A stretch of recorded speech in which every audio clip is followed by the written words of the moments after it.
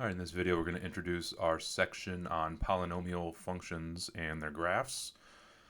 So a polynomial function is a function in the form f of x equals a sub n and then x to some power, some natural number power, plus another coefficient here, a sub n minus 1 times x to the n minus 1. And we keep going all the way down until we get to just a number without any kind of variable with it. So the coefficients in front of your variables here, a sub 0, a sub 1, all the way to a sub n, are real numbers, and n, our powers of x, are going to be natural numbers as well. So in essence, you've dealt with polynomials before, but now we're going to be a little bit more formal in looking at them. So for instance, your function x cubed minus 7x squared plus 3x plus 50 is an example of a polynomial function where your coefficients are real numbers and all of your powers of x are natural or counting numbers. As far as input values go for polynomials, the domain of polynomial function is going to be all real numbers. So we can input any number we want into x and we'll get a number back in return for polynomials. So this video is going to focus on determining whether or not a function qualifies as a polynomial. And in terms of a visual approach, the graphs of polynomial functions are smooth and continuous. In other words, by smooth, we mean there's no like jagged or sharp edges in the graph. And continuous means we can draw the entirety of the graph without ever lifting our pen or pencil up from the paper. So again, smooth, no sharp corners or cusps, sharp points on the graph. If we were to 3D print the graph, we wouldn't have to worry about cutting ourselves on a pointy edge or anything. And by continuous, again, there's no breaks or holes in the graph, so we can draw it without lifting our pencil or pen from the paper. So example 1, determine if each of the following are polynomials. So for part A, we have g of x equals 4 plus x cubed all over x.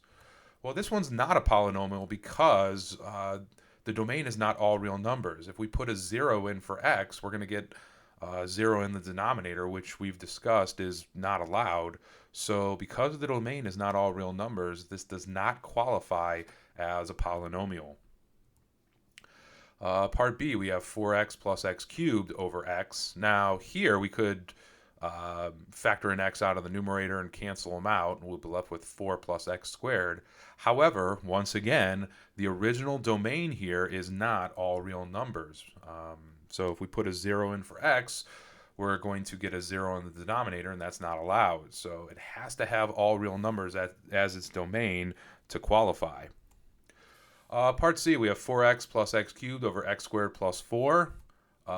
If we rewrite this, we can factor in x out of the numerator, and we get x times 4 plus x squared.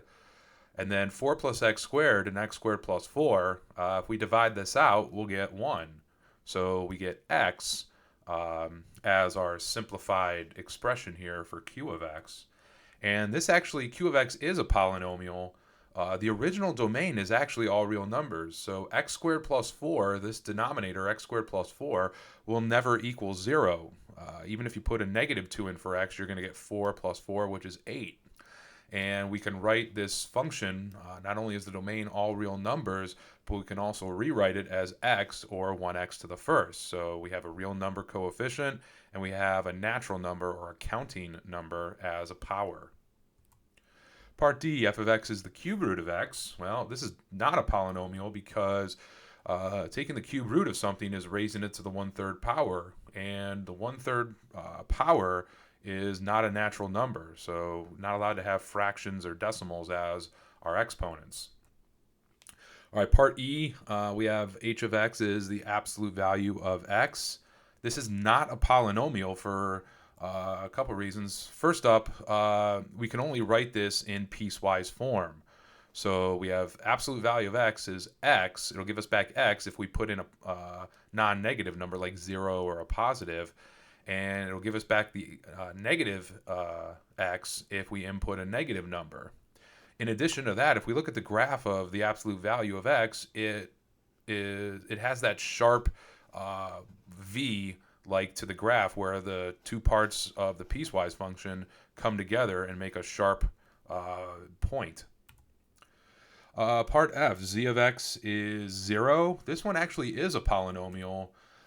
First up, we can rewrite this as 0x to the n plus 0x to the n minus 1 plus yada yada yada plus 0. So for z of x equals 0, we're just having all of our variables with coefficients of 0.